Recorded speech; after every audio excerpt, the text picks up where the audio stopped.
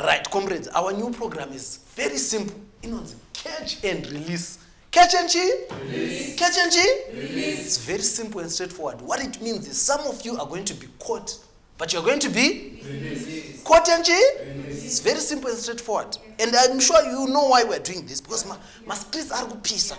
The people want us to do something about corruption. So we've come up with this new method. And munano kusungwa sungwa. Uenda pa jail 2 minutes per weekend unengo to padela. Anmuona.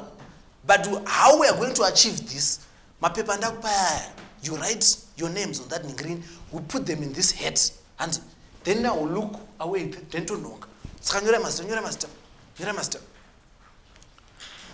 Aninga nongo ndeta tese arikenda ku jail month iyo. And amugona manje.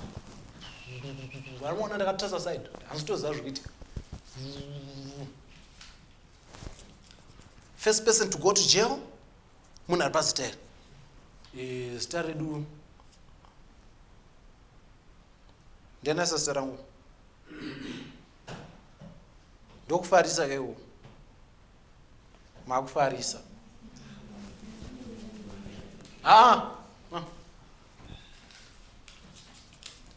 Second. Imurumbo zaja nduta rere. Inusara unera first aid asifana ngere balisi. And Master Enyu. I can't be on this list. Munopengere.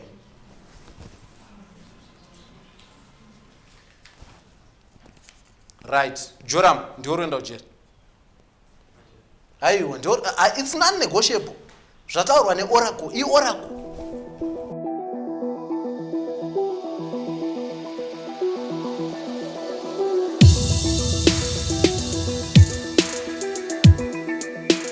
Ladies and gentlemen, comrades and friends, welcome to the week with me, Comrade Fatso.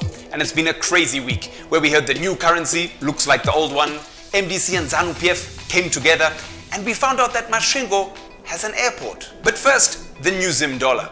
We've always known about the deep levels of confusion in the RBZ and the Ministry of Finance, but they seem to have reached another level. Just this week, RBZ Governor John Mangudjka caused more confusion when he said a new 2 bond coin would be coming out to accompany the $2 and $5 notes.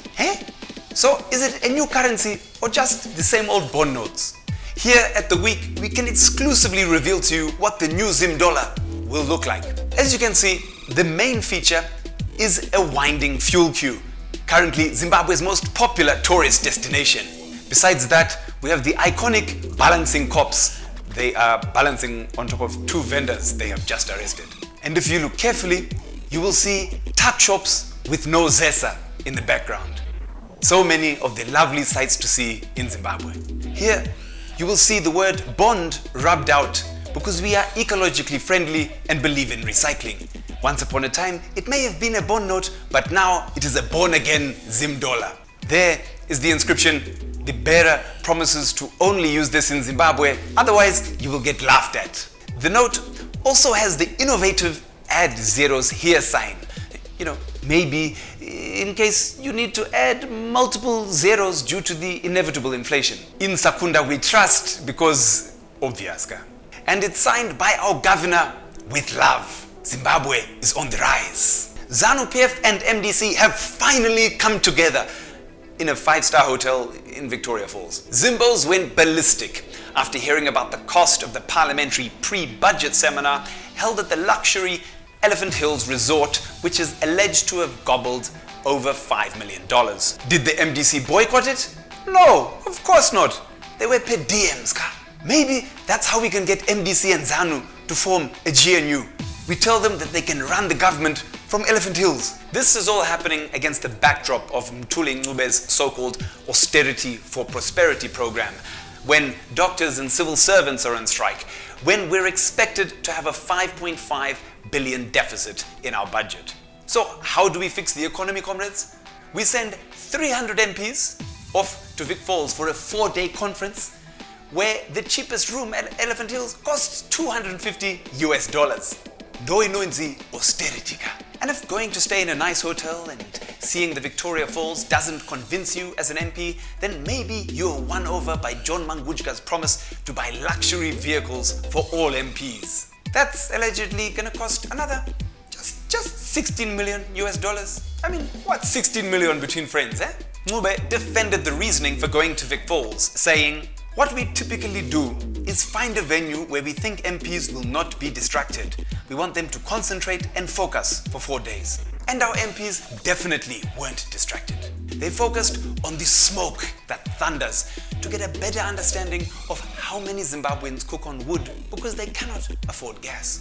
The MPs went whitewater rafting to understand how the average worker feels when being driven in a Zupco along our terrible roads. They popped over to Zambia to do some shopping to make sure they did a price comparison on behalf of their constituents. Jamison is definitely cheaper in Zambia. And then the MPs went bungee jumping to get a mathematical understanding of the daily drop in worth of the RTGS dollar. Our MPs were there for us, comrades.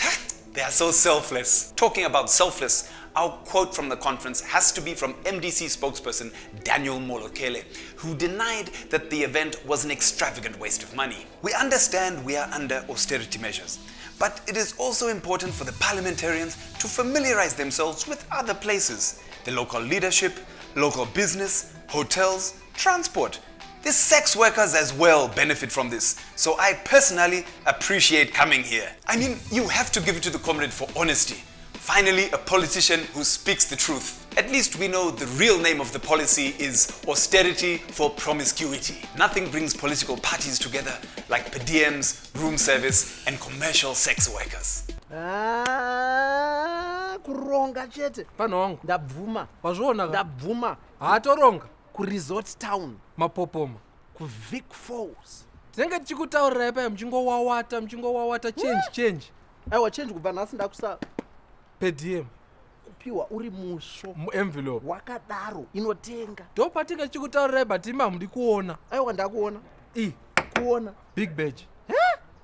Tesingazvizive zvinhu. Panam, tione vamwe vako. Saka kutaura. Munosvika every year. Katupa gore. Early next year. Kune chinyanga. Change kangonzi budget planning what. Taida kutotry kuti tiite che new currency papa. But takazotarika tingomirira che next year. Zvinhu ngazvo izvi zvito zvatoda mara. Pakuronga pa ndo pakatozobuda iyaye ye 16 million. All right. It's zvazabuda. Kupopota kwatoita kwaka inzara. Ndo tiri chikutaurira kuti inzara kupopota kwakuda kupinda. Uyai pa side titaure but imamudi kunzwa. Usaziva kufa mukoma. But kudzidza kupenda. Aindadzidza. Kanjani mashitsi? Kunyatsoona kuti uri kurara naFaro. Egyptian cotton. Egyptian kurara naFaro. Ipapa ukaita ukauya nyanga. Wakutotenga kumba kwako. Tuma food ndichiri kunyongonya ka. Tuma food letso. Ndizvo tatenga tichitaura pa up. Unosvika? Ndotoona kanda ndokananga ka iri. Ne Hautadze kusvika. Aiwa mandiratidza. Handizvo mandiratidza. Toonana kuinyanga. Aiwa mandiratidza. Masvingo Airport this week revealed the sculpture of the one and only Emerson Dambudzo Mnangagwa. We just have 2 questions. 1, Masvingo has an airport? 2, Comrade sculpture, where is the scarf? For control, ka? Our economy is in meltdown as strikes become the order of the day. Our government has just fired 77 doctors because of their strike for a living wage. Meanwhile, this week civil servants and teachers were blocked by riot police as they attempted to deliver a petition with their demands for better wages. So what would an economy look like that pays workers a living wage? With the hashtag Our Zimbabwe Dream series, we examine what these alternatives would look like. The recently held National Citizens Convention came up with the citizens' vision for a just and pro-poor economy. My name is Robson Chira. I'm the National Secretary General of Amalgamated Rural Teachers Union of Zimbabwe, an organization which fights for pro-poor education in Zimbabwe. We envision a society where we have a pro-poor and just economy, an economy where workers' rights are also respected. We demand also, we envision an economy where a living wage is also a necessity and everyone should be actually guaranteed that living wage. We envision an economy whereby a government will subsidize health facilities, we will subsidize educational facilities, and people are also economically emancipated. So that is our wish, and at a union level, we are going to continue on doing the advocacy work, because at the moment we are just seeing that the policies are not pro-poor, and we are talking about an economy where there's the people responsible are saying there is no money, but they are spending millions and millions of dollars in hotels in Vic Falls,